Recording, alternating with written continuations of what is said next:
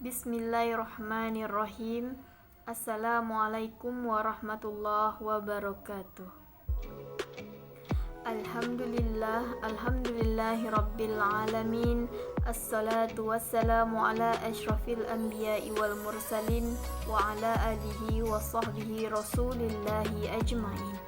Amma ba'du. Segala puji kita panjatkan kehadirat Allah Subhanahu wa ta'ala atas segala nikmatnya yang telah diberikan kepada kita semua. Nikmat sehat, nikmat taufik hidayah, dan nikmat yang paling besar adalah nikmat iman dan Islam. Salawat serta salam tidak lupa juga kita hadiahkan buat Nabi besar kita Muhammad sallallahu alaihi wasallam dengan ucapan Allahumma salli ala sayyidina Muhammad wa ala alihi sayyidina Muhammad. Saya akan mempresentasikan materi saya yang bertema 5 kaidah asasi dalam fikih. Kaidah fikih merupakan kaidah yang berasal dari simpulan dalil Al-Quran dan Sunnah terkait hukum-hukum fikih. Ada banyak sekali kaidah fikih yang dihasilkan oleh para ulama, akan tetapi ada 5 kaidah umum yang utama. 5 kaidah ini sering disebut sebagai Al-Qawaid Al-Fiqhiyah Al-Kubra. 5 kaidah fikih tersebut adalah: 1. Perkara tergantung tujuan. Kaidah fikih ini berasal dari hadis Nabi, yaitu sesungguhnya amalan itu tergantung pada niat. Kaidah ini menegaskan bahwa setiap amalan yang dilakukan seseorang akan sangat tergantung dari niatnya.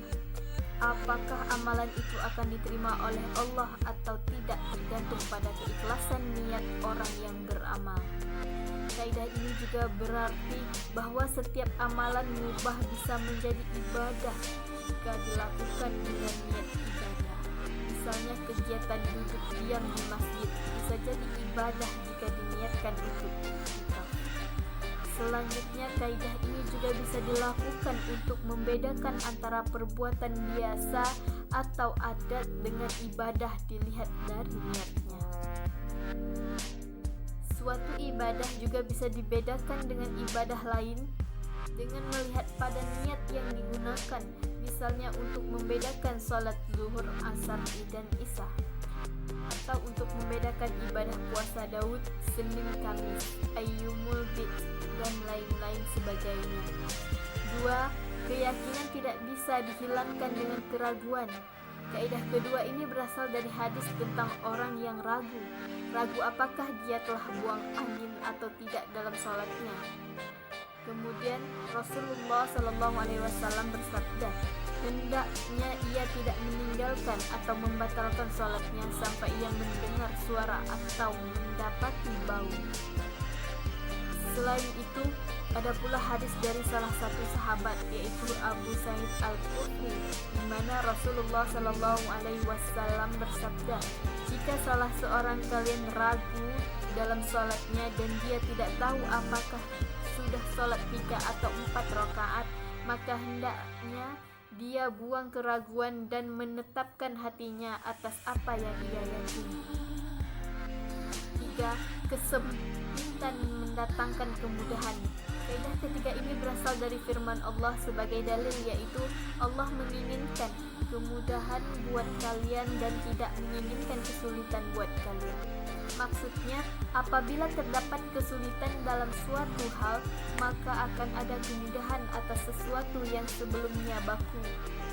Dengan kaidah ini, maka adalah berbagai macam rukhsah atau keringanan dalam beribadah apabila seorang muslim mengalami kesulitan. Misalnya saja, keringanan sholat qasar dan tidak berpuasa pada orang berada dalam kondisi safar atau sedang melakukan perjalanan, atau keringanan kepada orang yang sedang sakit untuk melakukan sholat dalam posisi duduk atau berbaring. Melakukan tayamum bagi orang yang sakit meskipun terdapat air dan lain sebagainya.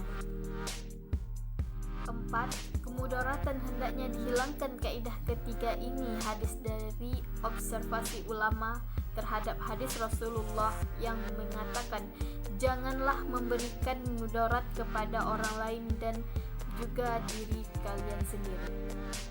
Dengan adanya dalil ini, maka seorang diperbolehkan melakukan sesuatu yang sebelumnya dilarang untuk menghindari kemudaratan yang lebih besar. Misalnya, orang yang sedang berada dalam kelaparan yang sangat lapar diizinkan makan makanan yang haram untuk menghilangkan rasa laparnya, dengan syarat tidak ada makanan lain selain makanan haram tersebut, dan jika tidak dimakan maka ia akan mati.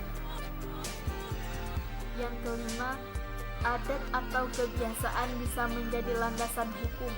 Kaidah fikih ini berasal dari hadis Nabi Muhammad SAW yang menyebutkan, apa yang kaum muslimin menganggapnya baik maka ia di sisi Allah juga baik.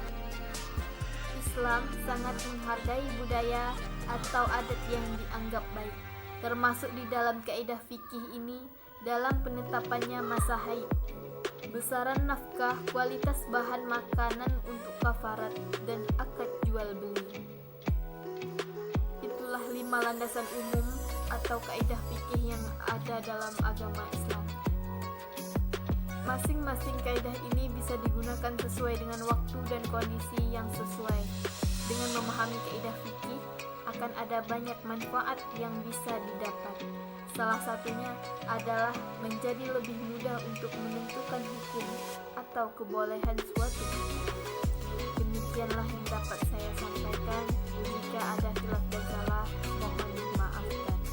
Akhir salam, wabillahi taufiq wal hidayah. Assalamualaikum